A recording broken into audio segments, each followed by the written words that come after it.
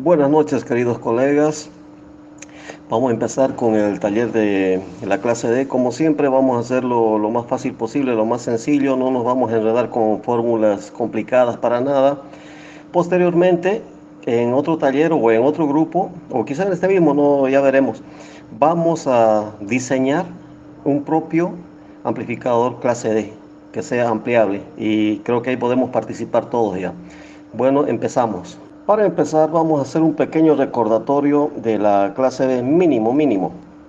Así que vamos. Ya en el taller anterior, en el primer taller vimos ya cómo funciona el clase AB, pero es necesario que hagamos un pequeño repaso de los bloques de entrada sumamente simplificados, una visión rápida le vamos a dar al asunto. Bueno, en este cuadro podemos ver claramente que un clase AB normal, común y corriente, tiene una entrada diferencial, unos drivers o excitadores y el par de salida. Fíjense bien, la diferencia en la característica de este amplificador es que la señal de entrada es amplificada directamente hasta tener una señal mayor en la salida, de forma directa, sin ninguna conversión ni nada. Ya, esta es la estructura básica de un amplificador clase D.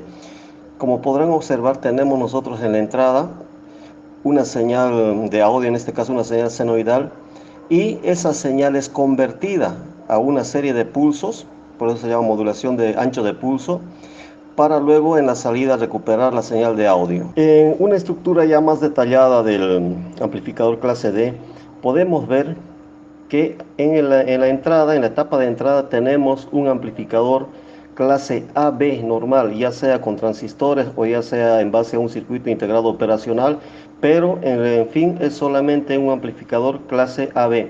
La misión de esta etapa es elevar el nivel de entrada a un nivel de salida suficiente para ser aplicado a un comparador. Aquí vemos ya más detallado cuál es la función de esa etapa. Bueno, ahora aquí vemos que hay otro módulo, otra etapa. Esta etapa está encargada específicamente de generar una onda triangular o una onda diente de sierra. En este caso le he puesto una onda diente de sierra porque es la más común que se utiliza en casi todos los amplificadores clase D. Lógicamente que también se utiliza la onda triangular. Aquí vemos la onda triangular y si se ponen a observar, la onda triangular, la amplitud no varía, tenemos una amplitud fija. Y también la frecuencia de la onda triangular no varía absolutamente en nada en el transcurso del tiempo. Es decir, que esta etapa, este módulo siempre nos va a generar una onda triangular, una onda diente de sierra de una sola frecuencia y una misma amplitud. En esta etapa vemos ahora la parte más importante de un amplificador PWM. Es el comparador de tensión. Esta etapa es la que se encarga de generarnos los pulsos modulados en amplitud, la modulación de pulsos, perdón, el café me afecta. Véanlo. Aquí vemos más detallado la etapa del comparador de tensión.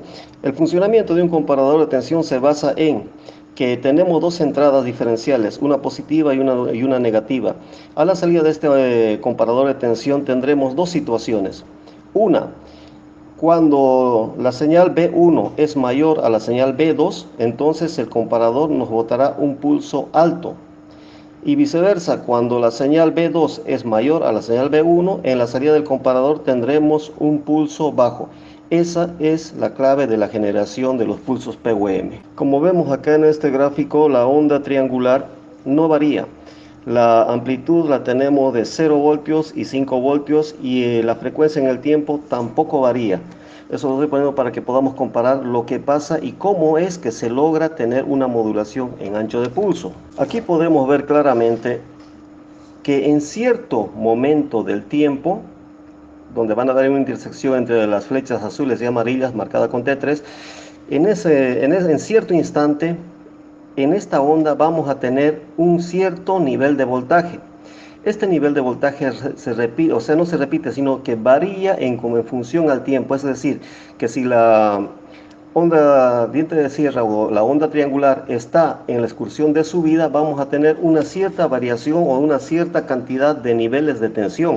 En estos otros dos cuadros ya podemos corroborar de que la variación del voltaje de la onda triangular varía con el tiempo. Como denle una pequeña analizadita, vean bien las intersecciones entre la flechita azul y la flechita amarilla, van a ver que solamente varía en el transcurso del tiempo el nivel de voltaje que tiene esta onda, y eso es lo que nos sirve para generar el pulso PWM. Den una miradita, comparen, analicen. Si hay alguna pregunta, estamos para responder ahora. No te preocupes, bro. Posteriormente de esto, ya mi hija, yo creo que ya el día lunes le dan de alta y ella lo va a poner en un video, y el video lo vamos a colgar en el canal de YouTube y en el grupo del Face. Bueno, en este bloque o en esta etapa vamos a explicar un poquito mejor, o se ve mejor ahora cómo funciona la generación del pulso PWM. Se habrán dado cuenta que en realidad el pulso PWM se genera en el comparador. No, el pulso PWM no se genera en ningún otro lugar más que el comparador. ¿Cómo se genera este pulso PWM?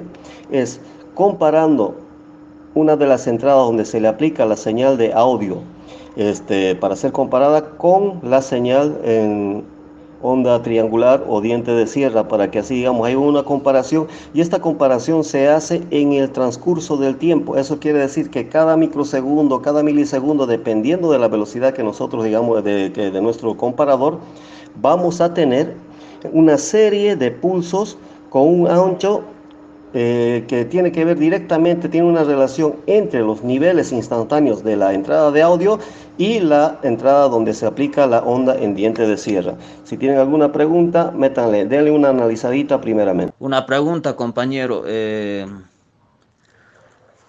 Cuando la pregunta es, por qué hay menor disipación de potencia en un clase D y mayor disipación de potencia en un clase AB o en un clase A? ¿Y por qué es menos compacto el clase D a diferencia de las clases A y la clase A y B? Sería muy importante para nosotros saber dónde radica ese factor, porque hemos visto que los equipos en clase D son más pequeños que cualquier equipo en clase AB, ¿verdad? A ver si nos podría explicar un poquito eso, compañero. Bueno, lógicamente eso se lo vamos a ver más detalladamente en el transcurso del taller, pero adelantando te digo, un clase AB necesita una serie de etapas para lograr la amplificación de una señal paso a paso. En cada etapa perdemos potencia, en cada etapa perdemos energía. Es por eso que tiene un rendimiento máximo de un 75%, 65% un clase AB. En un clase D no hay tal cosa. Aquí solamente se trata de conmutación entre positivo, negativo, nivel alto, nivel bajo. Y gracias a esa situación, los MOSFET de salida o los IGBT de salida trabajan ya sea en corte o en saturación. Eso nos da la gran ventaja de que la disipación por pérdida de calor es mínima, prácticamente nula. Hay amplificadores clase D que tienen un disipador chiquitingo, que están saliendo últimamente de fabricación china. Yo creo que también debe haber en sus países, y bueno, ya se está poniendo de moda. Antes no había esa tecnología, no teníamos esa disposición de integrados para hacer amplificadores clase D. Esa es la diferencia, hermano. Volvemos a colocar el cuadrito porque nos salimos un poquito para tener mayor referencia. En este cuadro he puesto tres gráficos. Lógicamente que en la práctica son cientos, si no es que miles de pulsos que se generan, pero aquí para simplificarlo he puesto solamente un ciclo. Dense cuenta de que el ciclo de trabajo no varía en el tiempo. Digamos, si tenemos una frecuencia de 400 kHz, siempre va a ser 400 kHz en un clase PWM, un clase D normal. Un amplificador PWM realimentado tiene unos problemas que al final lo vamos a ver eso. Fíjense bien que en la parte superior tenemos un pulso sin modulación, donde tenemos en la salida un pulso que es 50-50, prácticamente simétrico, véanlo. Al medio tenemos una modulación de un 25%, tenemos un pulso chiquitingo. Ahora en la parte inferior tenemos ya un pulso modulado al 75%. Fíjense la diferencia que tenemos en el ancho del pulso de la etapa positiva. Solamente eso es lo que nos va a dar la posibilidad de generar amplificadores pequeños y, o sea, compactos, como me decía hace rato. Te respondo, hermano niño. el, no, no, el diente de sierra no viaja con la señal de audio ni nada, son totalmente separados, totalmente separados. Date cuenta que se utiliza el diente de sierra y la señal de audio para efectuar una comparación y así lograr un disparo de acuerdo al nivel instantáneo que haya tenido en el momento que se hizo la comparación. O sea, lo que estaríamos creando ahí en el diente de sierra, Johnny, sería una señal portadora. En combinar la entrada con el diente de sierra, lo que creamos es una portadora y que es la que transmite nuestra señal de audio. Es así, como yo lo estoy entendiendo. Ricardo, bienvenido hermano, buenas noches. No, no es así hermano. En realidad el diente de sierra lo que nos sirve es como señal de referencia. Si te fijas en los cuadros que subí más arriba, en cada instante del pulso el diente de sierra tiene un valor constante, en cada instante del tiempo de su generación.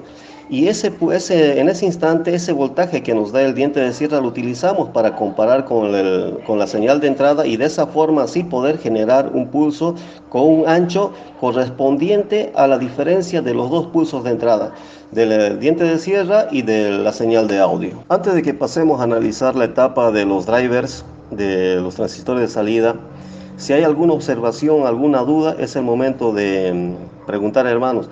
Dense cuenta que la parte más importante de un amplificador PWM es el comparador de tensión, porque es aquí donde se genera la señal que nos va a dar la salida de audio. Bueno, a saber el diente de sierra se genera con un operacional a una determinada frecuencia. Y hay otro operacional que trabaja como comparador. Compara la señal de entrada, que es completamente análoga, y con el diente de sierra. Y a su salida indica al MOSFET, indica el ancho de pulso con el cual debe abrir y cerrar las válvulas, y así se efectúa el control del ancho de pulso en los MOSFETs, los cuales a su salida tienen un inductor, dos inductores más capacitores que filtran todo el pulso modulado, y se obtiene una señal a la salida. Obtenemos una señal completamente análoga. Juan, hermano, en ese punto tienes razón, pero lo del filtro de salida lo vamos a ver, ¿ya? Se llama filtro de salida, pero en realidad es un circuito tanque. Ya en el momento lo vamos a ver eso. Aquí tenemos ahora el driver. El driver de los amplificadores PWM es prácticamente el mismo de las fuentes conmutadas. Si se ponen a hacer una pequeña comparación obviando el parlante, obviemos el parlante, digamos que no existe, y imaginémonos que en la señal de entrada de audio donde está el amplificador clase AB no tenemos una señal de audio, ahí tenemos un voltaje de referencia. Entonces vamos a tener nosotros un voltaje de salida ya que se va a generar en el circuito tanque de salida. Véanlo bien y comparen. Prácticamente un amplificador PWM es una fuente conmutada, controlada en el tiempo. Aquí tenemos el MOSFET de la parte superior o high side, que nos va a dar la parte positiva del pulso que va a ser aplicado al inductor. Y aquí tenemos el low side o la parte inferior, que prácticamente es lo mismo que el anterior, solo que aquí nos activa la parte negativa o la parte baja de la salida del pulso. Buenas noches, Johnny. Hermano, entonces ya un poco más aclarado. Prácticamente lo que tenemos ahí es una fuente conmutada de cualquier equipo, y en este caso el filtro tanque ocuparía el lugar que ocupa un chopper en una fuente oscilada. Corregime, hermano, por favor. Se me fue el dedo. Bueno, tienes razón. El diente de sierra, como te decía, es solamente una referencia. ¿Y por qué utilizamos un diente de sierra?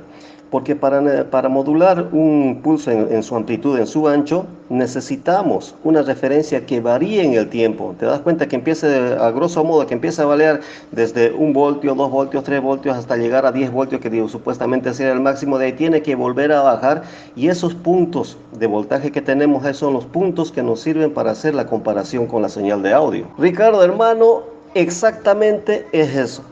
Ya le pillaron, ya le pillaste, hermano, es eso. Eso es lo que es. Es una fuente conmutada, solamente que varía en el tiempo la señal. Nada más, es una fuente conmutada de tensión directa. Lo que se trata de evitar es que la señal varíe con el tiempo. Pero te das cuenta, es exactamente lo mismo.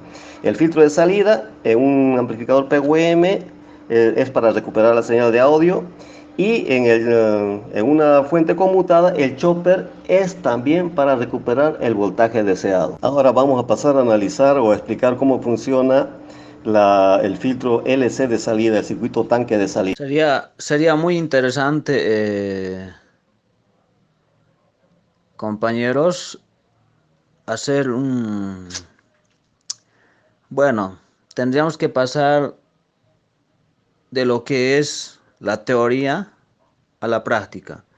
Bueno, lo que el compañero Johnny Mancilla está dándonos es muy importante conocer los principios básicos del ancho de pulso, para poder en un posterior ejercicio práctico hacer uso de estos mediante operacionales.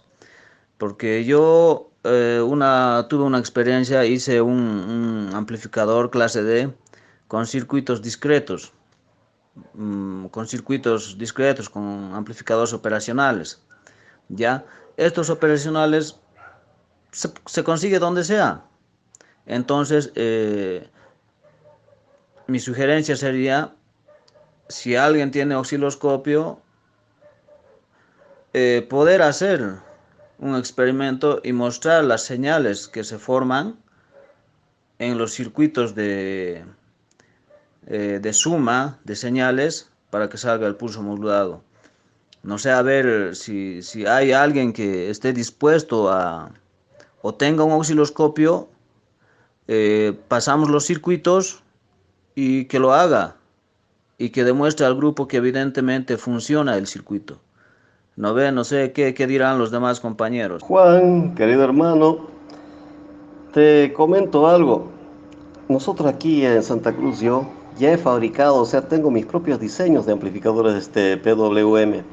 Es más, juntamente con el amigo Mario, que es el maestro en amplificadores, algún día lo voy a animar a que nos dé un curso. Él es el máster en amplificadores, él se la sabe todas, especialista en amplificadores. Estamos haciendo un nuevo juguete. Y para hacer este nuevo juguete estamos utilizando un circuito integrado de fuente de alimentación conmutada y un driver de motor de paso.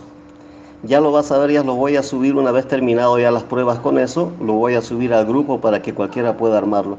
Y bueno, la ventaja de los amplificadores PWM para nosotros, digamos, los constructores o los dañineros, como decimos aquí por Santa Cruz, es esa, que podemos crear nuestros propios diseños, tomando lo que ya tenemos a mano, integrado de fuente de alimentación, amplificadores operacionales y demás cosas. Buenas noches, Juan. Bueno, ahí sería Johnny, con la autorización de Johnny. Creo que el grupo fue creado con la sana intención de compartir y retroalimentarnos entre todos y pues bueno, por mí no hay ningún problema. No sé, Johnny y los demás compañeros, si lo llevamos a cabo. Porque al final lo importante es aprender y aplicar, digo yo, en mi pobre opinión, pues. Ricardo, tienes toda la razón y al principio lo dije. Vamos a empezar primero con la teoría. Bueno, todo el mundo sabe que si no tenemos una teoría básica y una teoría sólida, difícilmente vamos a poder hacer alguna cosa. Lo que vamos a lograr va a ser lo que en voz de mi amigo Mario son hechicerías que funcionan. Pero hermano, es como ponerle a un manco, qué sé yo, amarrarle un palo de escoba con un gancho colgado y lógicamente que le va a funcionar para algo, pero no va a ser lo ideal. Es por eso que terminando este taller, una vez que conozcan la base, cómo funciona un amplificador clase D, ustedes mismos van a poder diseñar sus propios amplificadores clase D. Y van a ver, se van a dar cuenta que muchos de los circuitos que hay por la internet no sirven, lamentablemente. Igualmente también, así como dices, el TL494 también se utiliza como modulador de PWM para los amplificadores de audio, no únicamente en las fuentes como se venía utilizando, sino que ya hay buenos amplificadores implementados con este integrado. Hermano Omar, mira que ese ha sido mi preferido para todos los diseños. El 494 y el 495 han sido los mejores que hay. ¿Por qué? Ellos tienen un circuito adentro que es el más importante para hacer un buen amplificador PWM. ¿Sabe cuál es? El circuito de tiempo muerto, el dead time, el control de dead time. En su momento lo vamos a ver y van a ver que eso es lo más importante y es algo de lo que carecen casi todos los amplificadores que veo por la internet. Sigamos con el curso y al final del mismo seguimos hasta el amanecer charlando, pero si no se cambian las imágenes, se entrevera todo. Tiene razón, Choco, nos emocionamos rápido.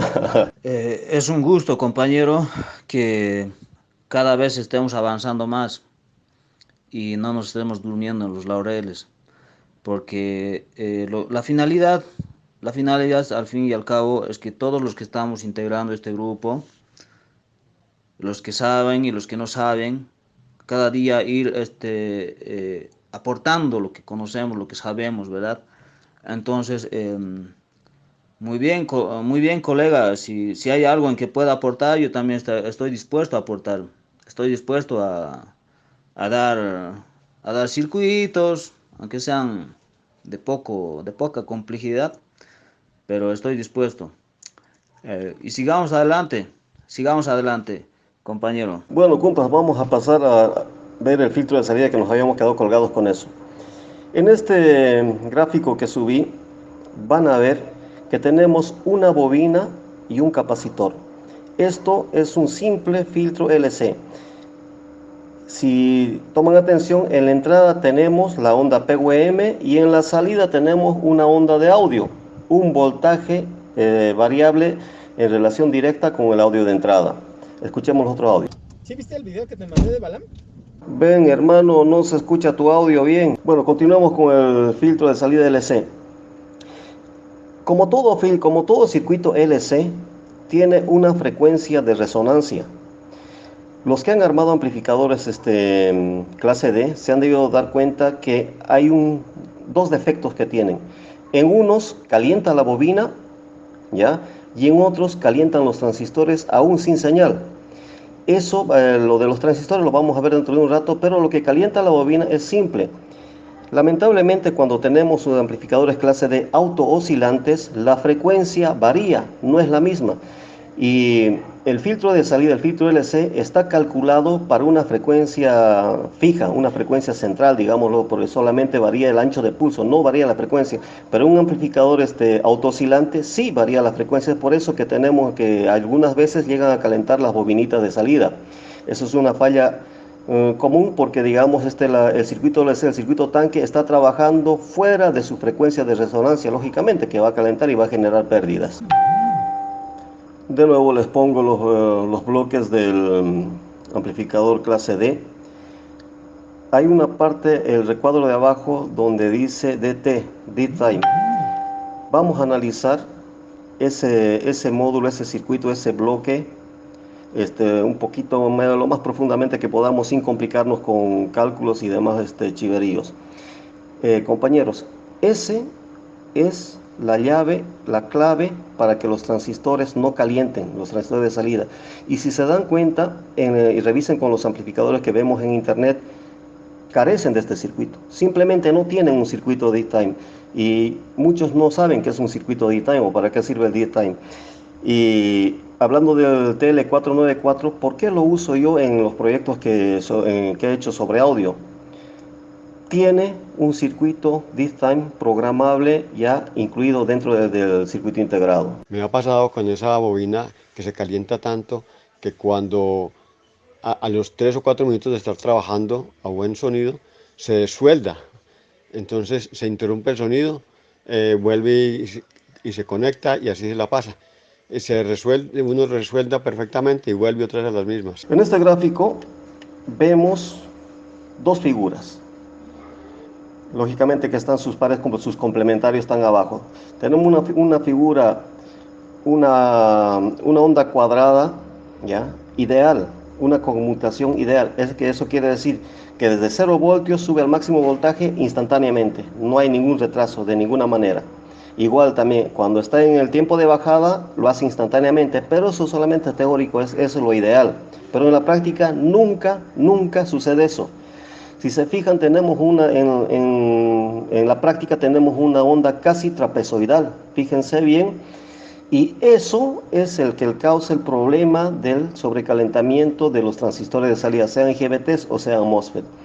Fíjense bien que tenemos una onda ideal, una conmutación ideal y una conmutación o una onda real, que eso es lo que nos va a dar, lo que nos trae los problemas. Estimado Johnny, buenas noches. Una pregunta, ¿qué sucedería si le quitáramos ese filtro LC al amplificador? No, hermano, el tiempo muerto no tiene que ver con la distorsión para nada. La distorsión que tenemos en el clase D son por factores diferentes, no es por el tiempo muerto.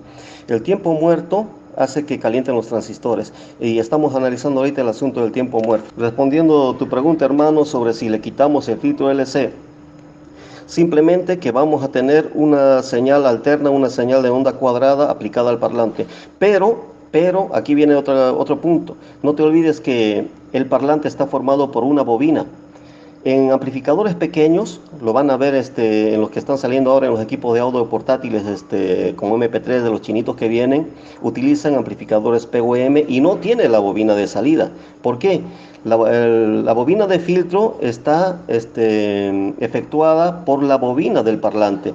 Y ¿cómo se llama esto? El esfuerzo mecánico también ayuda a filtrar las señales PWM. Bueno, queridos colegas, ahora sí, vamos a ver por qué se utiliza el dead time y qué es el dead time, el control de dead time o el control de tiempo muerto.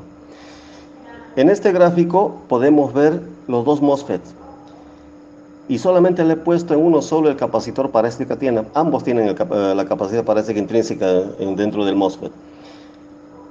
Si se fijan bien, en ¿cómo te diría? En una conmutación ideal, el MOSFET superior conmutaría en un instante y cuando hay el cambio de polaridad en las compuertas, el MOSFET inferior tendría que conmutar instantáneamente y el superior tendría que quedar cortado en estado de corte, o sea, no tendría que conducir nada, absolutamente nada. Pero por la capacidad parásita que tiene, donde almacena un cierto voltaje, ¿ya? No sucede. Eso quiere decir que un MOSFET jamás, nunca hace un corte o una saturación instantánea. Tiene un tiempo de reacción hasta que ese capacitor se descargue. Es por eso que en los circuitos driver de los MOSFET o los IGBTs se toma mucho cuidado y fíjense bien que inclusive hay un arreglo de diodos en los circuitos más simples, una resistencia y un diodo. ¿Para qué? Para lograr descargar ese capacitor lo más rápidamente posible. Lógicamente que la carga que almacena este capacitor es tan ínfima que nos genera unos retrasos de nanosegundos. Bueno, ahora sí, en este otro cuadrito vemos ya que la situación cambió, o sea, el estado de conmutación cambió. En teoría tenemos el transistor inferior conduciendo y el transistor superior en corte.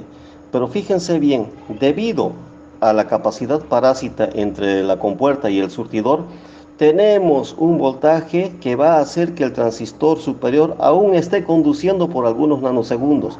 Está conduciendo. Y si nos ponemos a observar críticamente, si ambos transistores conducen al mismo tiempo, lógicamente que tenemos un corte muy bonito. Pero, como la conducción del transistor superior por la capacidad parásita es de nanosegundos, lo único que se logra es que los transistores calienten. Lógicamente que si la capacidad fuera muy alto, digamos un MOSFET trucho, ¿ya? Lógicamente que va a calentar hasta que se va a quemar. Entonces, yo no vi todavía esos equipos chinitos. Sí vi otros chinitos, ¿no? Pero sí o sí tienen una inductancia y capacitores a la salida.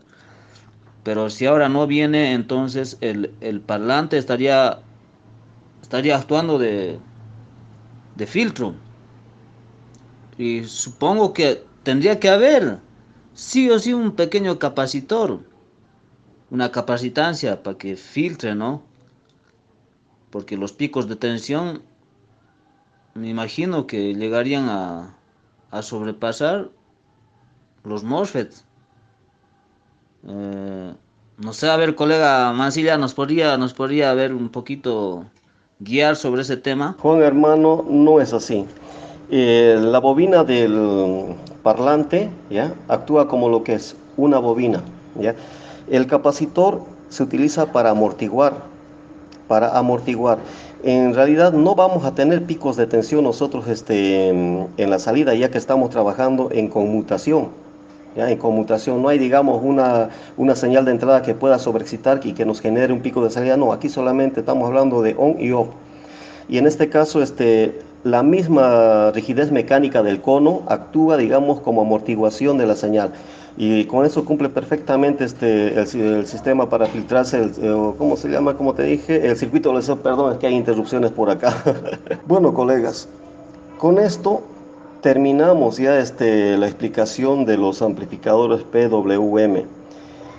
Ahora, analicemos, si alguien tiene a mano un circuito del internet, por favor súbalo para que podamos analizarlo. Cualquiera que tengan del internet, que he visto varios que están integrados de la serie IR, pero que no sea con integrados de fuente de alimentación o el IRS, que es específicamente para audio. Bueno, colegas, lo subo este circuito porque es bastante antiguo, muy antiguo, viene de los años 80, principios de los 90, y salió en varias revistas, fue, bueno, divulgado por varias revistas, así que no creo que haya problemas al utilizar estos circuitos, ya que como este video va a ser subido a YouTube, tengo que tener mucho cuidado de no colocar algún circuito que viole los derechos de autor, así que podrían bueno, cancelarme el video o otras cosas. Hay que tener mucho cuidado, lamentablemente, de ahora en adelante. Pero este circuito es antiguísimo, por lo tanto ya perdió todo derecho y entonces ya es de uso público. Gracias compañero por su conducción del curso virtual. Eh, Como decimos siempre, ¿no? Siempre se está aprendiendo, siempre se está conociendo sobre lo nuevo.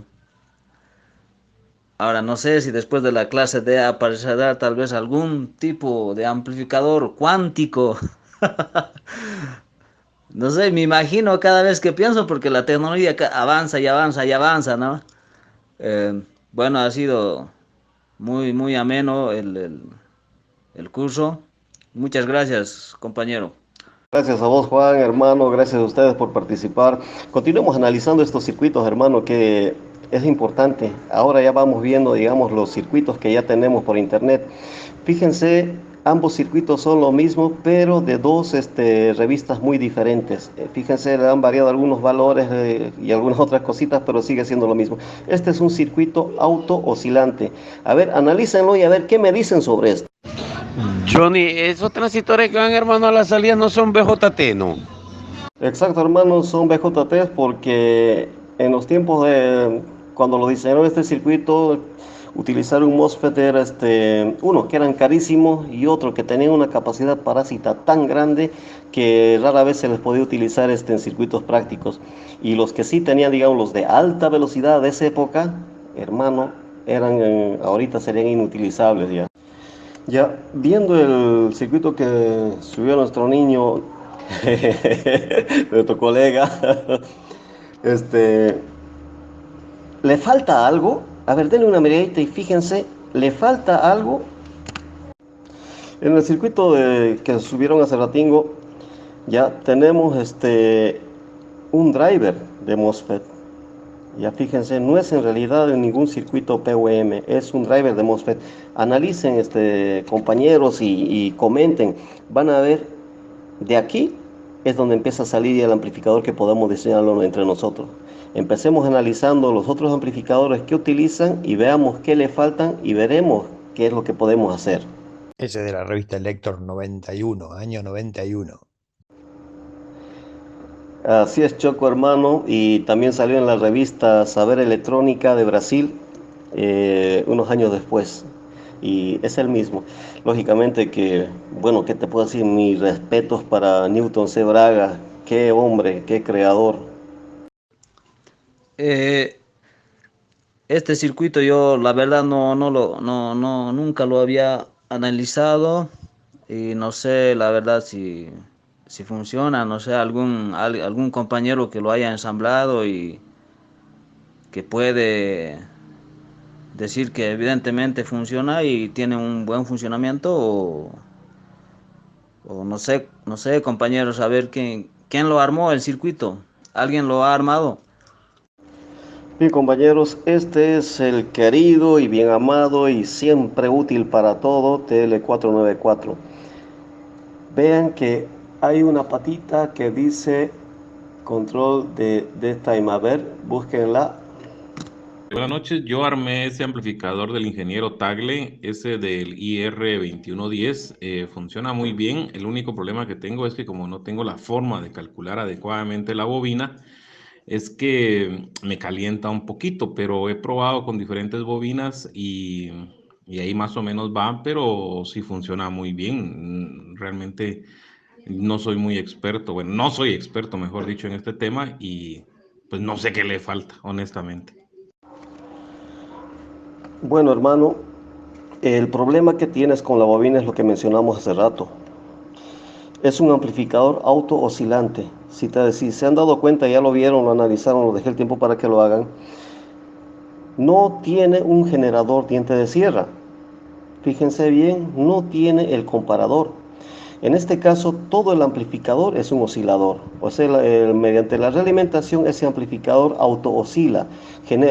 Y lamentablemente, al auto-oscilar un amplificador o cualquier otro sistema, no tiene un control de frecuencia. Es por eso que calienta. La bobina está calculada para cierta frecuencia, generalmente son 400 kHz. ¿Ya? Imagínate a una bobina que esté calculada para 400, a un circuito LC, perdón, que esté calculado para una frecuencia de resonancia de 400 kHz. Métele 200 kHz. Lógicamente que va a calentar. Es por eso que los amplificadores auto oscilantes funcionan, funcionan, son buenos, pero en realidad tienen defectos. La mejor forma de hacer un amplificador clase D es que tiene que tener forzosamente separado el generador diente de sierra y el comparador. Así nos aseguramos que la frecuencia sea uniforme, sea no variante en el transcurso del tiempo. Sí, sí, yo lo armé hace apenas 28 años. Sí, y lo usábamos para radiodifusión, para los autos parlantes, los autos que hacen publicidad rodante, para eso lo usábamos, porque eran relativamente bajo consumo y andaban bien y vas bien para esa época, porque tampoco se le podía pedir tanto. Reemplazábamos los transistores de salida, los sacábamos, los transistores que le poníamos eran los de los pasacassette Neumann, Norman, que eran BD324 y BD323 y eran un poco más potentes, eran del mismo tamaño, pero un poco más potentes. Esos que tiene puestos son de 1 ampere, son chiquitos. Le poníamos otro que eran de 4 amperes para que se banque un poquito más los picos. Con 12 volts de auto le sacábamos unos 30 vatios, que un estéreo de auto tenía 3 vatios o 2 vatios. Y entonces no había forma de hacer otro si no era con transformadores y todas historias o algún multivibrador que hacíamos mecánico. Pero ese circuito en ese momento fue un poco revolucionario porque era una tecnología que no se conocía. Y bueno, y los más loquitos nos poníamos a hacer esas cosas y le sacábamos provecho. El pin 4 es el de Dead Time. Ese pin controla para que las salidas no en ningún momento entren en cortocircuito entre ambos MOSFETs. Generalmente esto se aplica para los clase push-pull, para los bridge que utilizan este tipo de configuración. Entonces es muy importante el dead time o el tiempo muerto que lo llamamos normalmente. Si pasa eso, evidentemente el circuito tiene que entrar en protección y el circuito debe sí o sí tener un circuito de protección en caso de que el dead time se haga corrupto. Bienísimo, Juan, bienísimo, Ricardo. Este, en ese pin controlamos nosotros el tiempo muerto y ahí podemos programarlo porque tiene una resistencia con un filtro. ¿Ya? Dependiendo del valor de la resistencia podemos programarlo para tener un daytime de unos cuantos nanosegundos hasta unos 100 nanosegundos. Y bueno, mirad, nos saltamos nosotros de terminar la explicación del this time. Aclaremos más sobre el this time. He puesto unas líneas punteadas, ¿ya?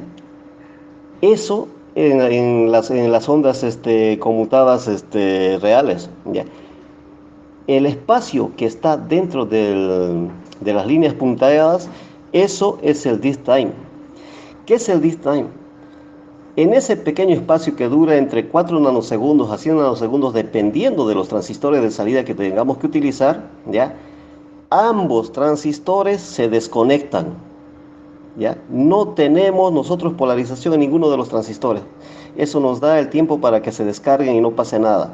O sea que no hay el tal corte, porque en ese instante, en los nanosegundos de tiempo que tenemos nosotros los transistores desactivados, digamos, por así decirlo, desconectadas las compuertas de los drivers, no hay conducción. Eso, hermano, ese es el this time. Y ese this time solamente trabaja para evitar que los transistores calienten y se destruyan. Eso nos habíamos olvidado. Además, si pueden ver en ese equipito viejo con los BD, tienen un capacitor de desacople de continua, porque acá estaban hechos con fuente única, no era fuente simétrica, por consecuencia se tenía que establecer un mitad de voltaje entre los dos transistores para poder tener una sinusoide, si no teníamos media onda. Entonces había que desacoplar esa continua de 6 volt en el caso de alimentarlo con 12, y se ponía ese capacitor que también alteraba el sonido porque se convertía ese circuito tanque, ya se convertía en un circuito tanque T, porque había otro capacitor en el medio y otra inductancia que la hacía la misma bobina del parlante.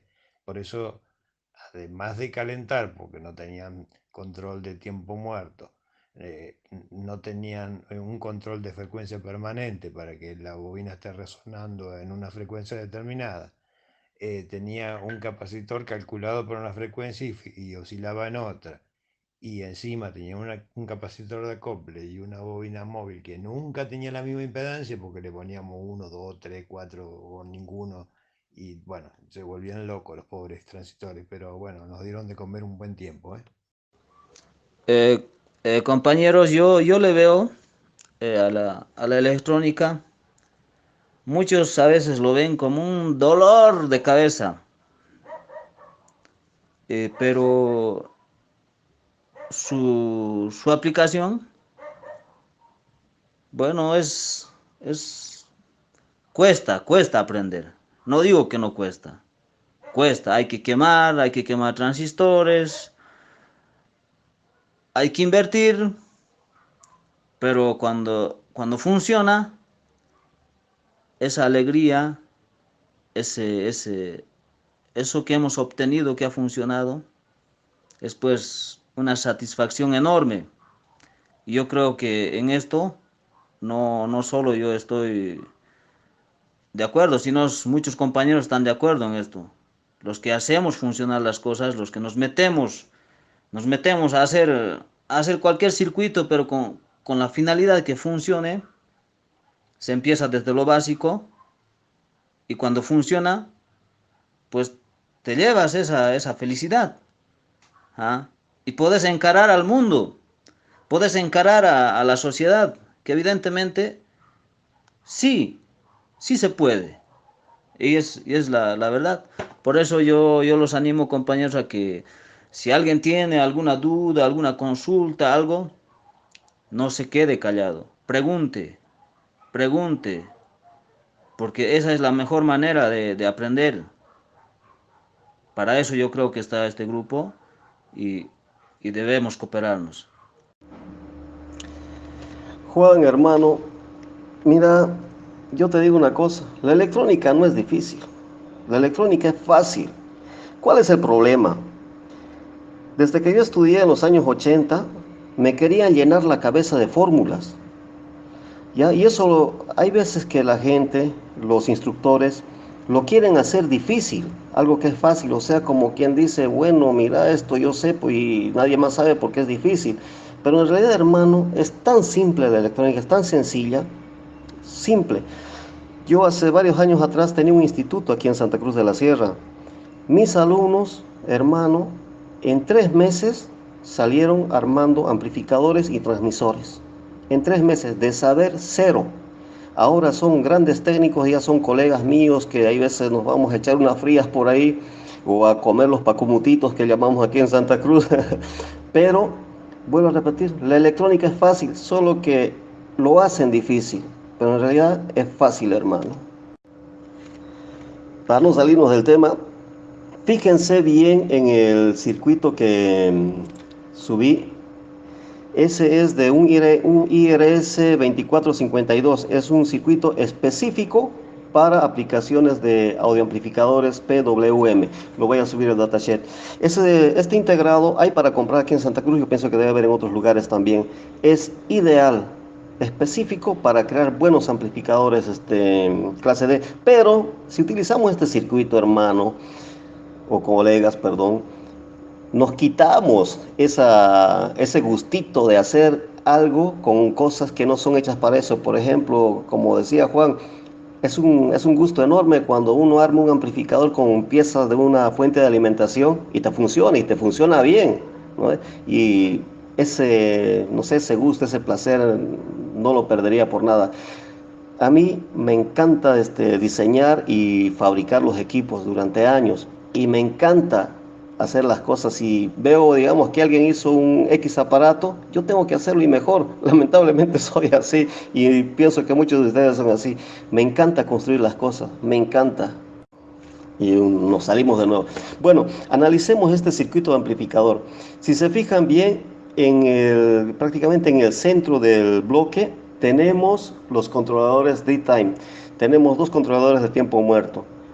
Entonces con eso ya comprobamos de que sí o sí tiene que haber controladores de tiempo muerto para que desactiven los transistores de salida y no lleguemos a ese corte de nanosegundos que llegan a hacer calentar los transistores. Véanlo bien, está bonito el circuito. En base a esto podemos diseñar un circuito ya con puro operacionales. Y sí, hermano, yo también prefiero los clase AB. Prefiero los clase AB.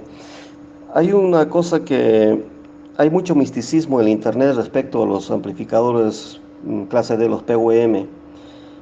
Hay un parámetro que ha impedido que esta tecnología, digamos, se lance y sustituya totalmente a los amplificadores clase AB.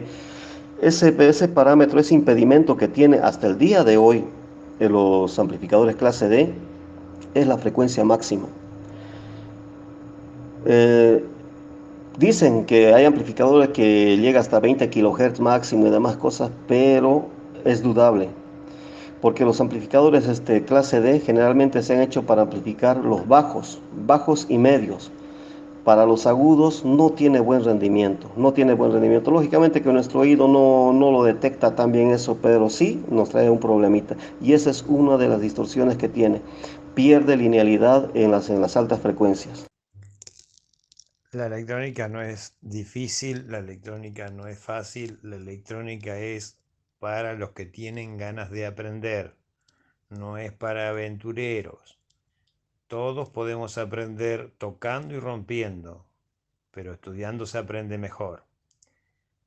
Los que ya tenemos varios años y estamos ya quemados entre los cables, hemos aprendido a los sopapos, porque si ponemos a contar la plata que gastamos en todos los materiales que hemos roto para aprender, y podríamos tener un buen auto, pero todo lo que aprendimos no nos quita nadie.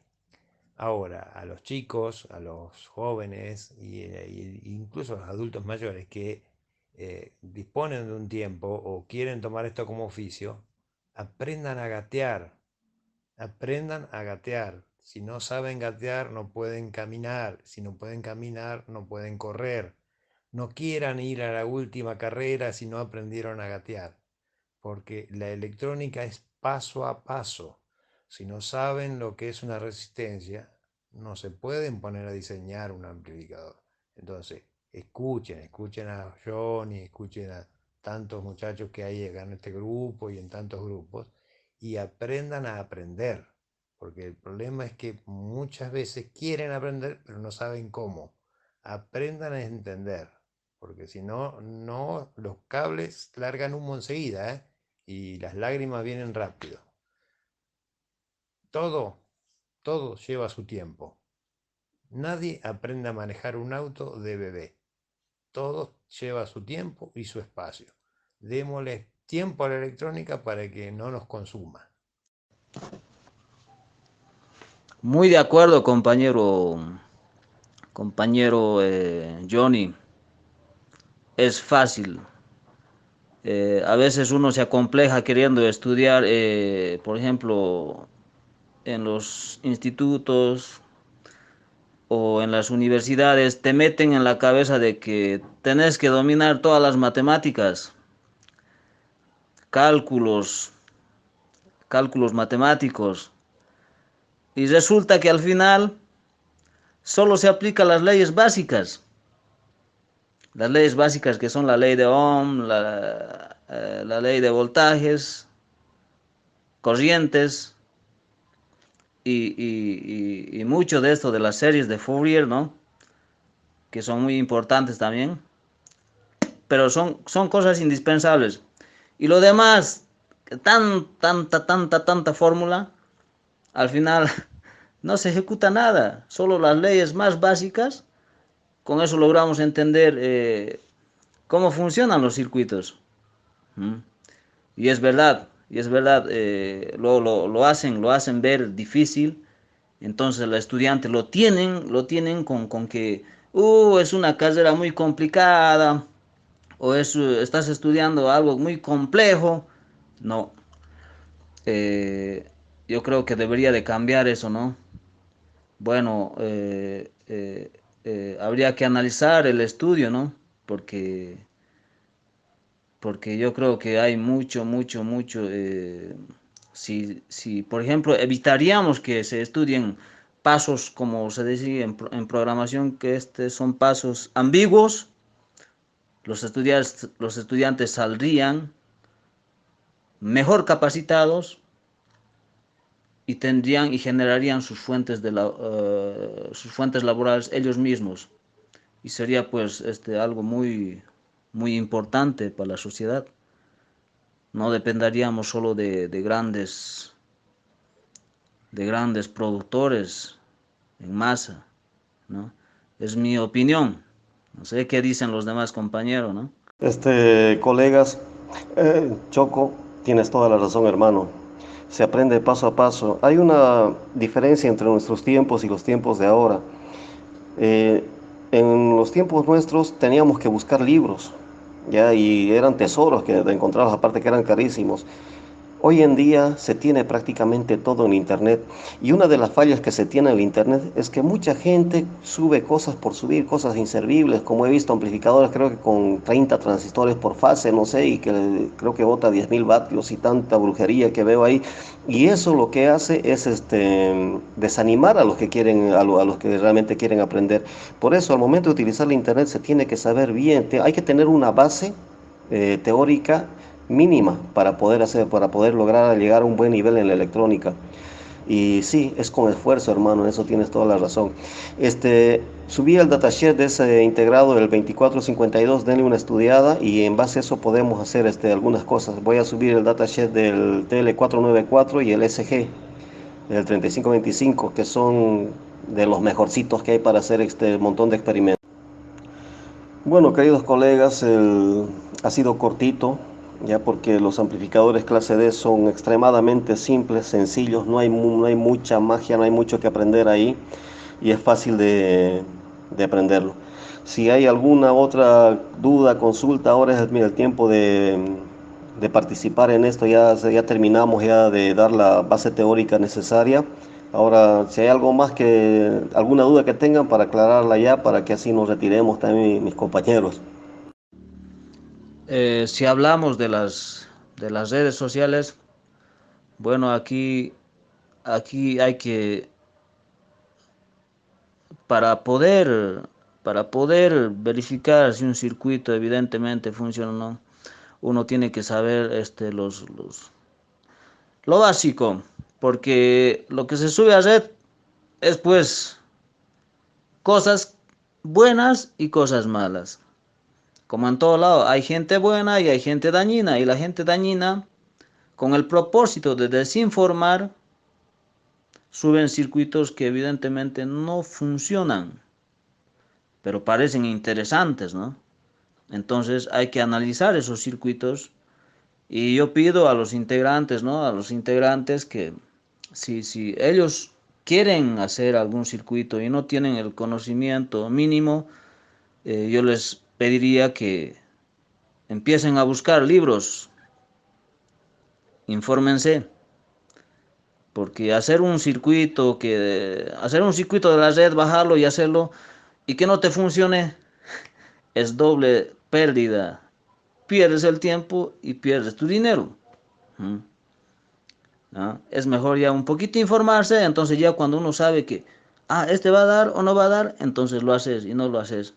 ¿No ve? Entonces, pero las redes sí, son una confusión. Pasan lo bueno y pasan lo malo. Generalmente lo bueno siempre está un poco oculto, mientras lo malo está dispersado por todo el mundo. Mira, hermano, no, para hacer el cálculo de las bobinas de salida, hay una página donde ahí puedes calcular dependiendo de los núcleos. Para hacer el cálculo de una bobina no es tan fácil como hacer un cálculo de un transformador.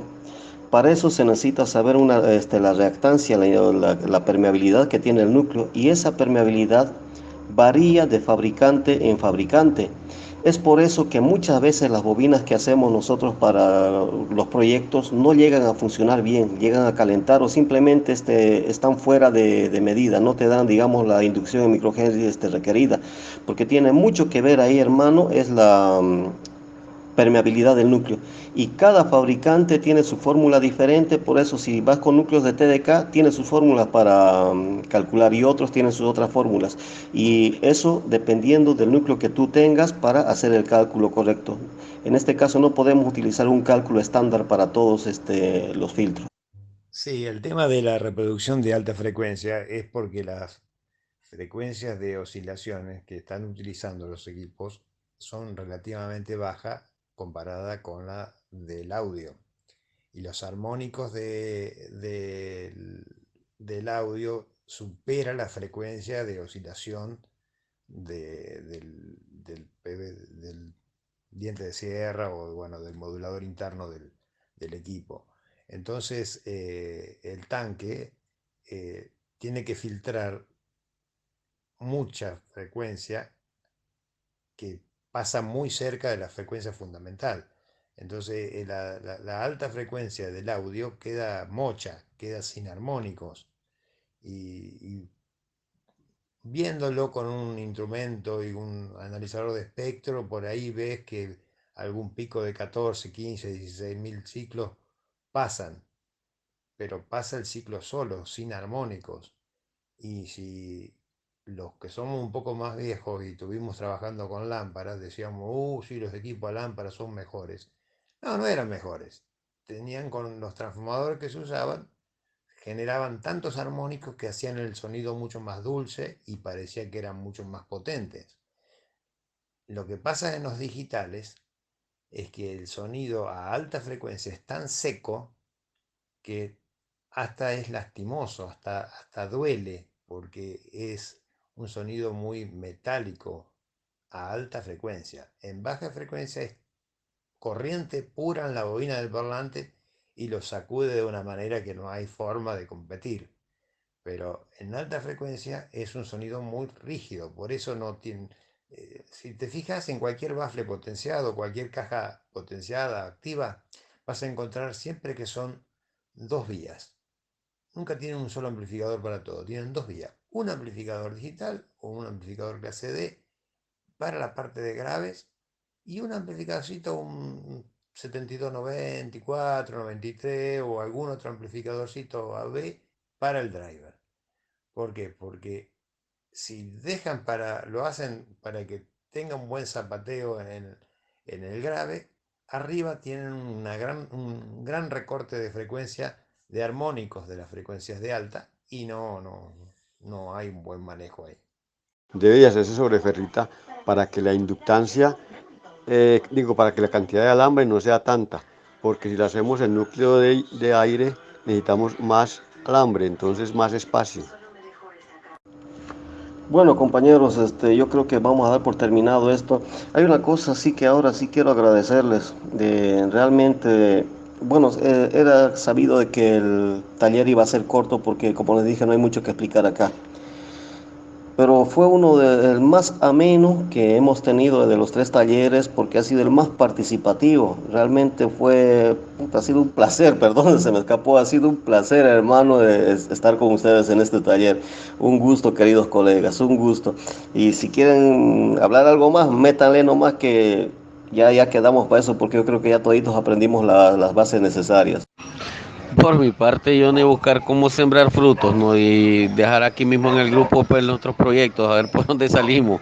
En mi caso, acá en Nicaragua, pues solo los reproductores, esos chinitos que vienen pequeños, utilizan amplificadores clase D, pues no es una tecnología muy común acá en Nicaragua. Seguimos en los AB y ahí que creo que vamos a seguir en los próximos 100 años hasta que empecemos a buscar nosotros cómo empezar a implementar nuestros propios amplificadores. Por mi parte, hermano, un gusto, un abrazo, un placer haberlo compartido con ustedes. Y bueno, a ver por dónde sale el primer proyecto, ¿no? Bueno, fue muy interesante. Bueno, yo también me despido. Hemos aprendido algo. Siempre hay algo que aprender. Me despido y será hasta otra oportunidad, pues a ver si hay otros talleres también, talleres virtuales que se puedan realizar. Chao, chao, compañeros. Saludos compañeros, saludos colegas, gracias por su presencia en este curso de verdad. Y vuelvo a decir, estoy contento, realmente contento, ha sido muy ameno, realmente muy ameno. Bueno, yo también me despido, tengo que sí o sí correr para el hospital porque hace unos días la operaron a mi hija, ella no puede estar, por eso los dibujitos no me salieron tan bonitos como los hace ella. Así que bueno, le operaron y hay que ir a verla, es no sé, mi apoyo. Sabían que gracias a ella es que salió la página de TecnoSC y gracias a ella es que estamos compartiendo todo lo que sabemos. Y bueno, muy amables de nuevo, gracias. Y esto va a estar en video, va a ser un video corto. Hasta luego.